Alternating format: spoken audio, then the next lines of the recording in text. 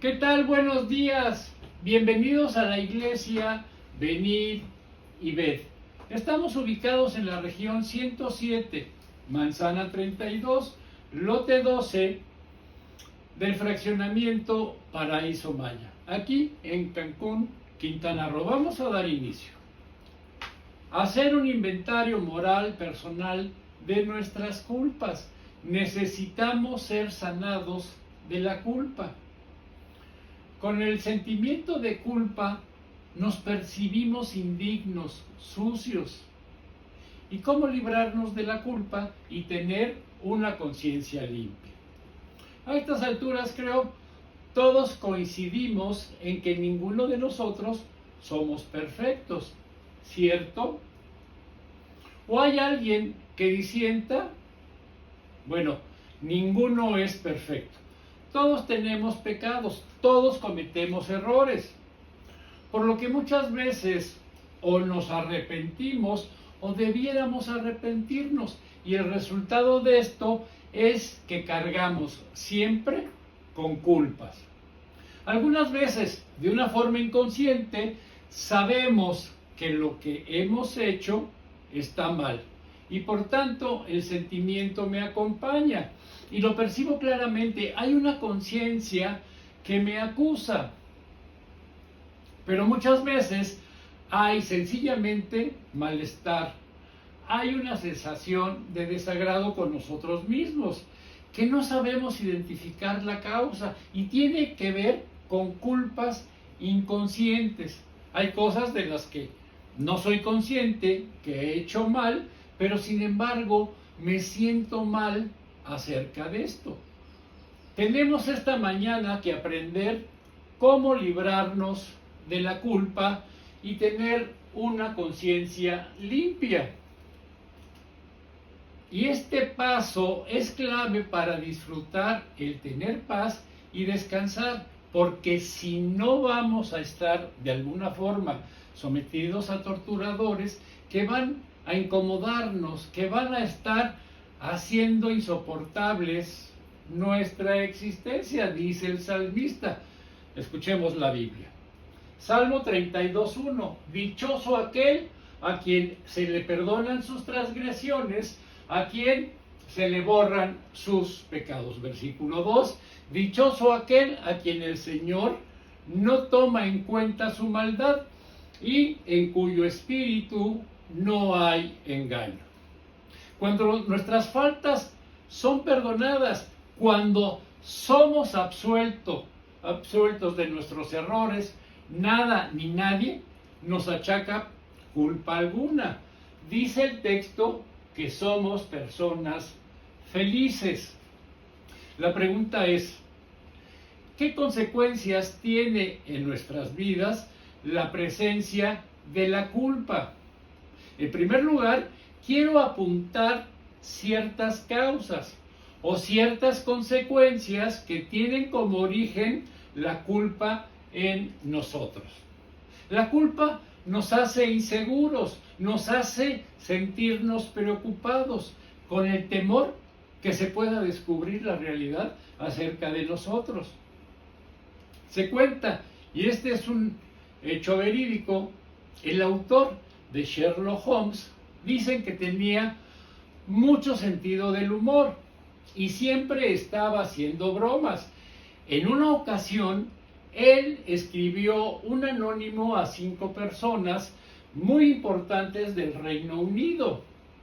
Y en este anónimo únicamente escribió: se ha descubierto todo, escapa inmediatamente en las siguientes 24 horas. Estas personas abandonaron el Reino Unido.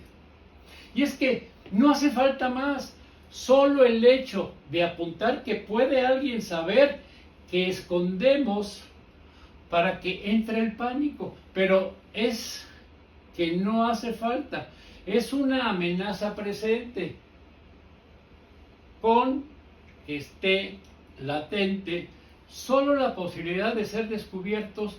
Vivimos con temor, con preocupación y por tanto con una enorme inseguridad. En segundo lugar, la culpa dañan las relaciones.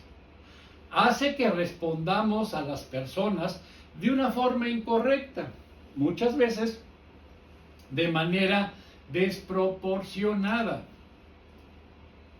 No sé si han tenido la experiencia de a lo mejor hacer un comentario a alguna persona. Oye, ¿has limpiado el baño? ¿Qué? ¿Te parece que me estoy rascando las narices o que no hago nada? No, solo preguntaba por si tenía yo que limpiar porque vi una mancha.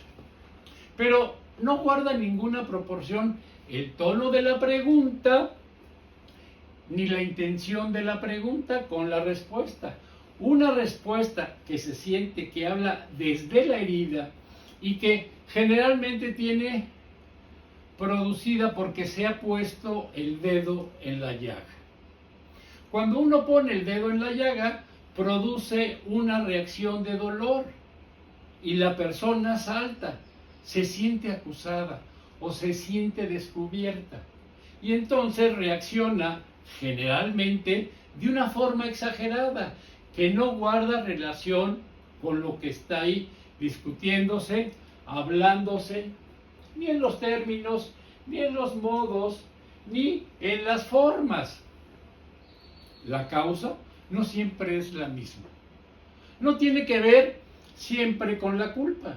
A lo mejor tiene que ver con la frustración o con otras circunstancias, pero que en muchas ocasiones hay algo de culpa.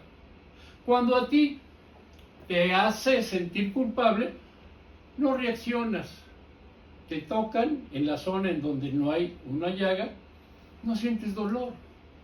Y por tanto, no das ese salto. Pero cuando saltas es porque algo te ha dolido.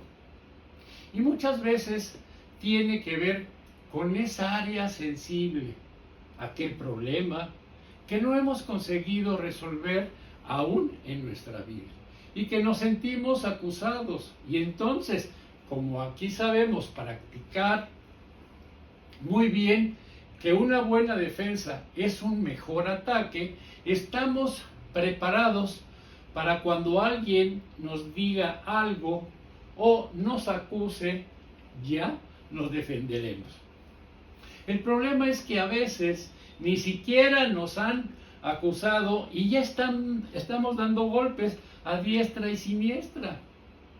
Y es revelador de lo que hay dentro de nosotros. A otras personas la culpa las lleva a sobrerecompensar a sus hijos. Por ejemplo, padres que se sienten culpables de no estar presentes en la vida de sus hijos porque están muy ocupados trabajando. También a veces el trabajo revela ciertos problemas. Uno se va del compromiso del hogar, a lo mejor del mal ambiente. En el trabajo están mejor, ahí más o menos controlan la situación o tienen un ambiente más pacífico. Y entonces luego viene el sentimiento de culpa, de abandono, de no estar con los hijos, lo que se debiera. Y entonces, en muchas ocasiones, lo que hacen los padres es recompensar esa ausencia o intentar dar regalos excesivos para un niño. Pero esto no se compensa, no hay forma de compensar la ausencia con cuestiones materiales. A veces la culpa lleva a los padres a ser consentidores, a permitir. ¿Cómo le voy a decir que no haga algo que yo estoy haciendo también? A lo mejor bebe o a lo mejor fuma. Si yo soy así, ¿cómo le voy a decir que no lo haga? Que no sea así. Entonces, le permito, lo consiento. A otras personas, la culpa les lleva a evitar compromisos en las relaciones y llega a un punto que les entra el pánico, huyen y rompen la relación. Hay también, de una forma inconsciente, boicotea algo que le puede hacer feliz porque siente que no se lo merece. La culpa le hace sentir que para él no son las cosas buenas, solo los castigos, solo lo malo le puede venir. Y podría seguir hablando, pero en todo caso tiene que ver con que daña las relaciones. También nos mantiene atados al pasado. Es como estar viendo el espejo retrovisor, y es verdad que esto es útil y es conveniente.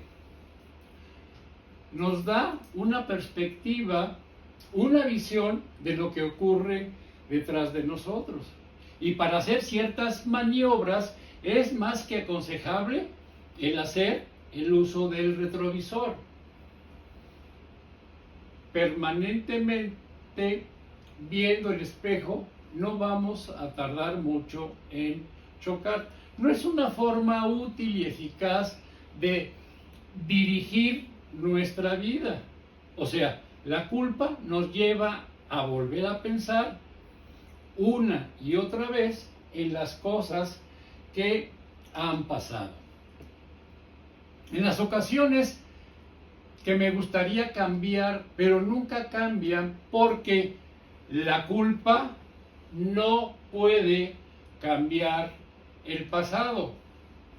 Una cosa que ocurre muchas veces cuando, por ejemplo, alguien ha tenido un accidente, le ha hecho algo que le ha traído unas consecuencias serias, o ha chocado el coche de sus padres, o rompiste una puerta y el cristal te cortó algo, o cualquier cosa.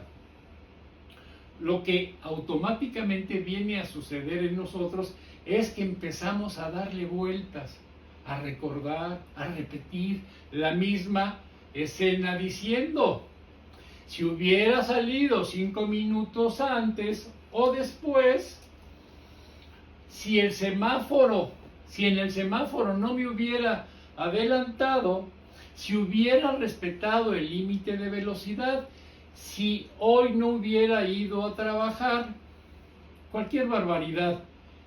Empezamos a darle vueltas porque la culpa nos hace sentir mal con nosotros mismos, con las consecuencias de nuestros actos. Pero ¿saben lo que ocurre?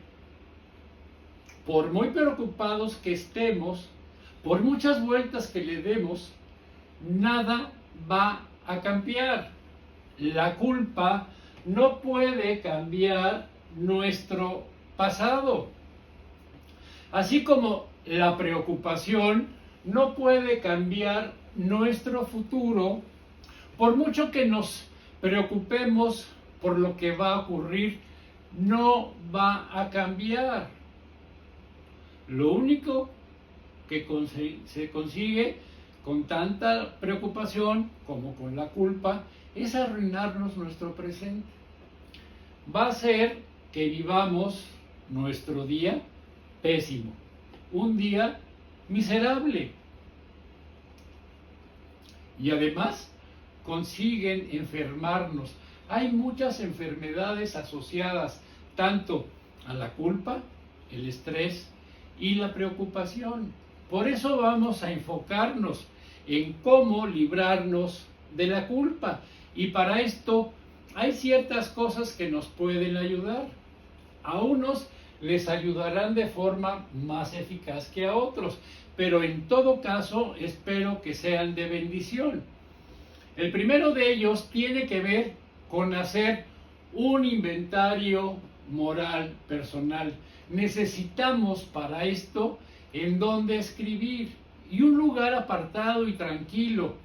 Y algo muy importante: tiempo. Necesitamos tener un lugar en donde no nos molesten para las cosas que vamos a hacer, porque no podemos tomarnos las cosas apresuradamente. Si lo hacemos así, vamos a rascar solo la superficie y al final nos vamos a engañar a nosotros mismos creyendo que hemos hecho algo que no se ha producido, que no hemos hecho por falta de tiempo. Esto no va a funcionar a menos que seamos rigurosamente honestos con nosotros mismos. Y esto requiere una introspección, el hecho de evaluarnos, de examinarnos, y esto va a requerir sin duda alguna tiempo. Por eso empecemos a pedirle a Dios que nos ayude a traer a la mente las cosas por las que nos sentimos culpables, incluso aquellas de las que somos inconscientes, pero que igualmente nos hacen sentir culpables, aunque no lo sepamos, pero que están arruinando nuestra vida. Decía el profeta Jeremías, escuchemos la Biblia, Lamentaciones 3:40. Reflexionemos seriamente en nuestra conducta y volvamos nuevamente al Señor. Nos damos cuenta de la afirmación, de la reflexión. No se trata solo de pensar seriamente, reflexionemos seriamente, tomémoslo en serio, que no sea una actividad más, sino parémonos y démosle la importancia que esto requiera, y también tratémoslo en profundidad. El salmista expresaba, escuchemos la Biblia, Salmo 139:23, Dios mío, mira en el fondo de mi corazón y pon a prueba mis pensamientos. 139:24, dime si mi conducta no te agrada y enséñame a vivir como quieres que yo viva. Dios está diciendo que necesitamos examinar nuestras vidas, pero también necesitamos pedirle a Él ayuda para hacerlo. Quizá hay quien se pregunte, ¿y por qué escribirlo? ¿Para qué? En algunas congregaciones, iglesias evangélicas, dan cursos, hay un curso que se llama Celebremos la Recuperación, y créanme que es sumamente eficaz, y hay personas que traían atorado desde hace mucho tiempo esos sentimientos de culpa, tomaron este curso y han descansado, están tranquilos, tienen paz. Bueno, porque esto nos va a ayudar a ser específicos. Si lo que están pensando podemos escribirlo, es que lo tenemos realmente claro. Pero si no podemos escribirlo, es que es demasiado vago. No podemos simplemente decir, me siento culpable porque he arruinado toda mi vida. Así, pero ¿en qué? ¿De qué estás hablando? ¿Qué has hecho? ¿Qué fue el acto que trae la culpa con nosotros? Por eso debemos esforzarnos por ser específicos. Si somos específicos, eso nos ayuda a dejar de negar los problemas. Por eso debemos describir lo que hemos hecho mal y examinemos nuestros sentimientos. Hay veces somos especialistas en negar ciertas cosas, en proyectarla fuera de nosotros. Yo sé que no puedo estar bien con Dios si hay odio en mi corazón. Así que cuando le pregunto a un creyente, ¿odias a alguien? Sé que me va a responder, no, odiar, no. Estoy enfadada, estoy enfadado, estoy molesta, estoy molesto. Y bueno, hago la siguiente pregunta. ¿Hay alguien que te ha afectado, te ha hecho daño en la vida alguna vez? Sí, hay mucha gente que me ha hecho mucho daño. ¿Puedes recordar cuándo te hicieron daño, qué es lo que estaban haciendo, qué hicieron. Y cuando revives, no solo recuerdas, sino revives esa experiencia.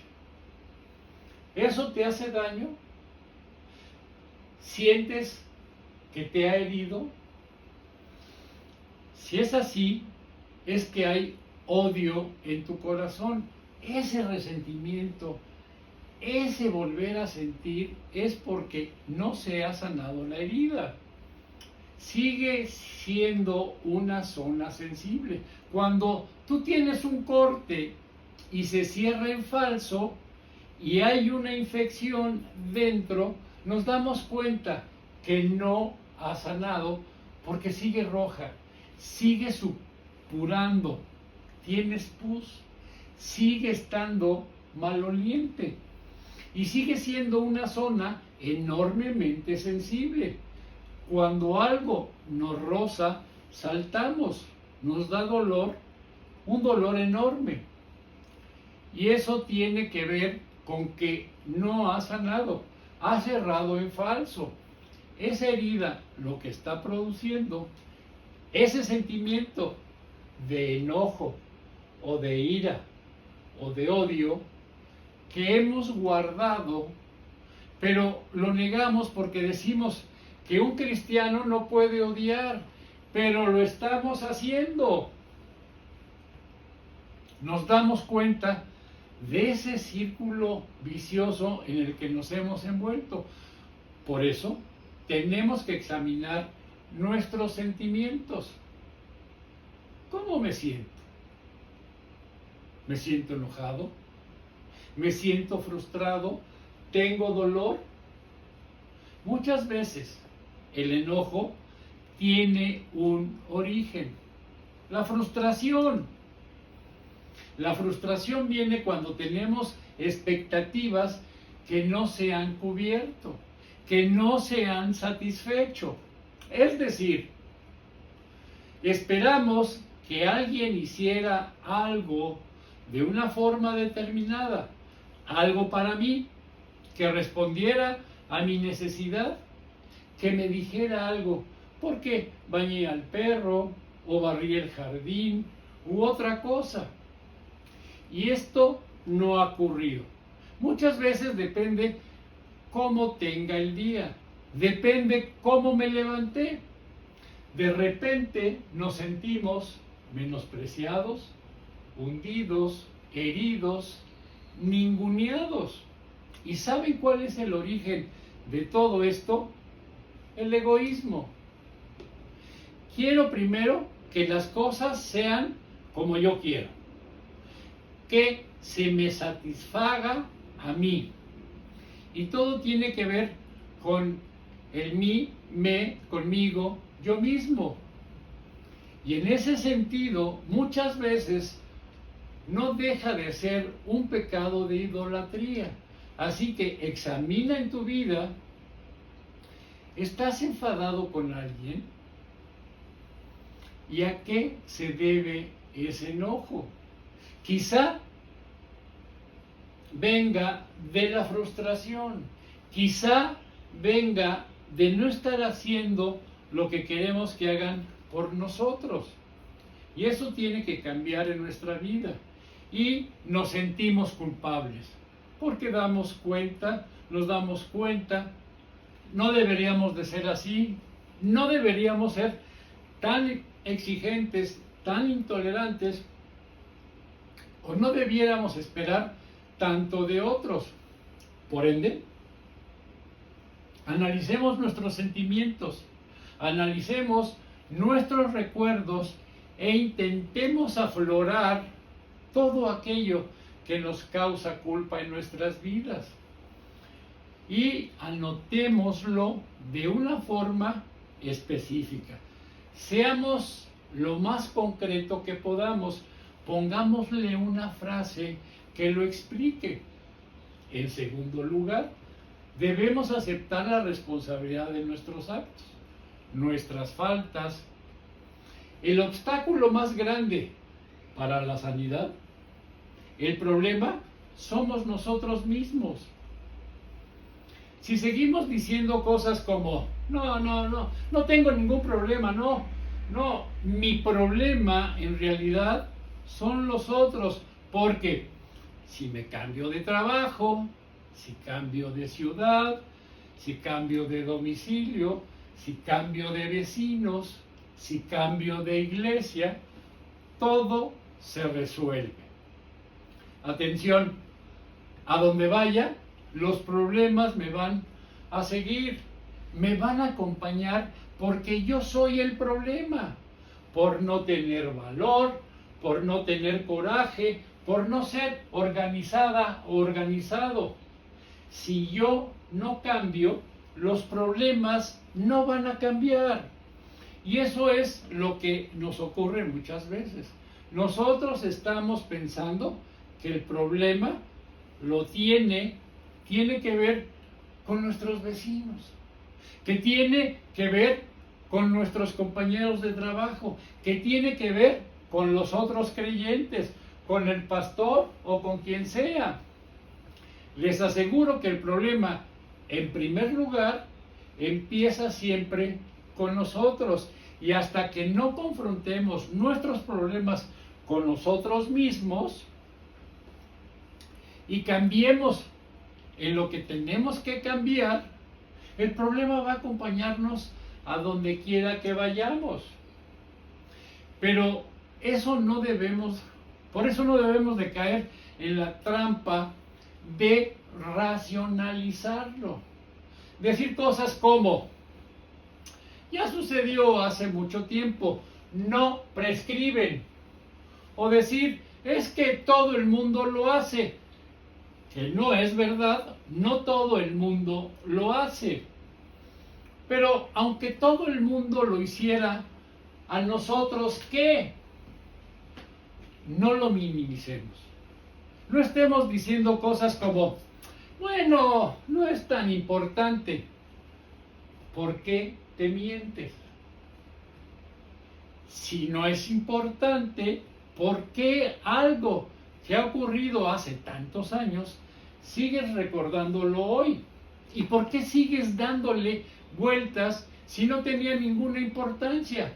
Porque parece ser que alguna importancia sí debía de tener. Y no culpemos a otros. Puede ser que en algún momento estamos dispuestos a admitir que la mayor parte de la culpa es mía. Pero estoy convencido que siempre que tenemos algún tipo de confrontación, de problema, algo de culpa debemos tener nosotros.